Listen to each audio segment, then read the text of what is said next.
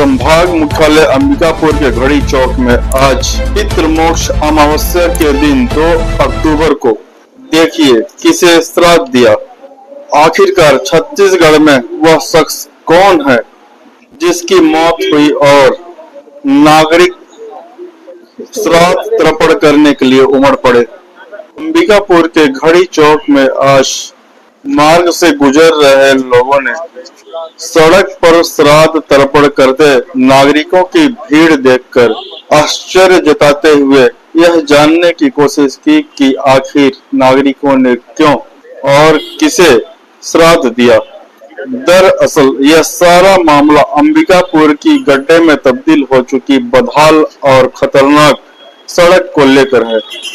सड़क सत्याग्रह के संयोजक डॉक्टर योगेंद्र सिंह गहरवार के नेतृत्व में शहर के नागरिकों ने सिस्टम को श्राद्ध दिया।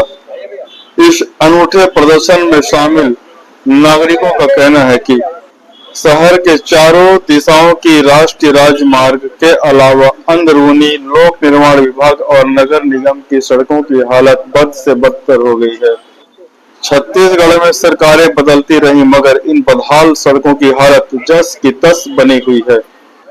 नागरिकों ने कहा कि उनके द्वारा जनप्रतिनिधियों के अलावा प्रशासन और शासन तक सड़क का मरम्मत कराने के लिए कई बार गुहार लगाई गई मगर जिम्मेदारों ने आज तक इस ओर ध्यान नहीं दिया। बारिश के मौसम में सड़क के गड्ढों में लोग गिरते रहे, चोटिल होते रहे, कई लोगों की मौतें भी हुई। वहीं बारिश थमने के बाद अब पूरा सड़क धूल के गुबार से ढका और कोहरा के समान नजर आता है। सड़क सत्याग्रह के संयोजक डॉक्टर योगेंद्र सिंह गहरवार ने कहा कि शासन और प्रशासन की अनदेखी बेरुखी के चलते सरगुजा वासी हलाकान हो रहे हैं। खासकर अंबिकापुर की सड़कों की हालत जानलेवा हो गई है। अंबिकापुर के मनेन्द्रगढ़ मार्ग पर अंबेडकर चौक से लेकर रेलवे स्टेशन मोड़ तक, भारत माता चौक से लुचकी घाट के नीचे ब्रिज तक, बिलासपुर मार्ग पर मणिपुर थाना से सब स्टेशन तक, रामानुजगंज मार्ग पर बंगाली चौक से लेकर शंकर घाट तक की सड़क बदहाल है। मरम्मत के अभाव में स्टेट हाईवे भी बदहाल हो रही है। शहर के भीतर नगर निगम की प्रमुख सड़कों में मरम्मत के नाम पर पैसा बहाया गया है मगर आज तक सड़क की हालत नहीं सुधरी। नागरिकों का कहना है कि कमीशन खोरी के चलते जर्जर सड़कों पर मरम्मत के नाम पर केवल थूक पॉलिश हो रही है। गुणवत्तापूर्ण कार्य नहीं कराए जाने के चलते सड़क दोबारा बदसूरत हो रही है। मौजूदा समय में सड़कों की हालत ऐसी है कि लोगों को मार्ग पर चलने के लिए गड्ढे के बीच से सड़क ढूंढना पड़ रहा है। मोटरसाइकिल, ई रिक्शा के साथ ही अन्य वाहन चालकों को काफी दिक्कतों का सामना करना पड़ रहा है। रेलवे स्टेशन आने और जाने वाले लोग आए दिन हादसे का शिकार हो रहे हैं। वहीं मार्ग भी आए दिन रक्त से लाल हो रहे हैं।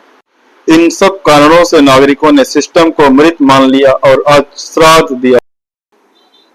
देखिए, पिछले 3-4 सालों से हम लोग सड़क सत्याग्रह के माध्यम से, और न केवल हम सड़क सत्याग्रह के माध्यम से बल्कि पत्रकार, समाज सेवी संगठन, बहुत सारे लोगों ने ज्ञापन, धरना प्रदर्शन सब करके शासन का हमेशा ध्यान आकृष्ट कराया है कि सरगुजा संभाग में सड़कों की हालत दयनीय है।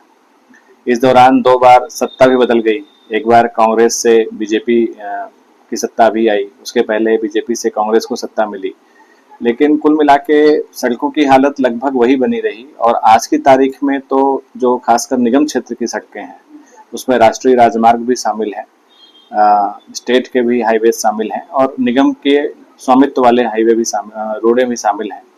इन सभी रोड्स की हालत बहुत खराब है। हर जगह मतलब बारिश में पूरे 4 महीने लोगों ने लगभग दड़बे में से निकलकर यात्रा की है, ऐसा हुआ है। और जैसे ही अभी बारिश खत्म हुई है तो उसके बाद भी धूल आएगी और अभी निगम का चुनाव आएगा। सिस्टम तो चलता रहेगा लेकिन लोगों को कोई राहत नहीं मिल रही है।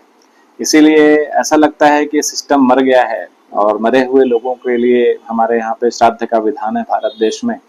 इससे क्या होता है कि श्राद्ध कर देने से सिस्टम भी ऋण मुक्त हो जाएगा, उनके ऊपर भी कोई बोझ ना रहे कि हमको ये सब करना है, जब नया सिस्टम बने तो काम करे, इसी उम्मीद के साथ हम लोग कर रहे हैं। इसके बाद भी अगर शासन प्रशासन अगर नहीं जाता है सर तो आगे क्या कदम है? देखिए क्या है ना, एक अंतिम जो कदम होता है यह होता है कि हम किसी पर से विश्वास करना बंद कर दें, तो विश्वास की हालत तो बची नहीं है। तो ऐसा उम्मीद भी नहीं कि शासन प्रशासन कुछ कदम उठा पाएगा, उठा सकेगा। ये हताशा भरा हम लोगों का कदम है, हताशा है, निराश नागरिक हैं हम लोग, और इस निराशा से ही ये सिस्टम को श्राद्ध देने की भावना उत्पन्न हो रही है। हालांकि हमेशा जब भी हम बहुत नेगेटिव सोचते हैं तो उसमें भी कुछ ना कुछ पॉजिटिव व्यक्ति को नजर आता है।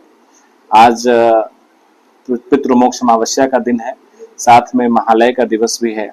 आज माता दुर्गा के नयन बनाए जाते हैं, जिससे वो पूरे संसार को करुणा भरी दृष्टि से देखती हैं। तो कहीं ना कहीं माता दुर्गा भी शक्ति का प्रतीक है, सिस्टम भी जिसमें हमारे नेता, अधिकारी, कर्मचारी, शासन प्रशासन सारे शामिल हैं, वो भी शक्ति के प्रतीक हैं। तो हो सकता है शक्ति के ज्ञान चक्षु जग जाएं और एक जिस तरह से नव दुर्गा आ रही है, शरद ऋतु आ रही है, हो सकता है कुछ नव निर्माण की भावना के साथ सिस्टम काम करने लगे, उम्मीद भी हमको है।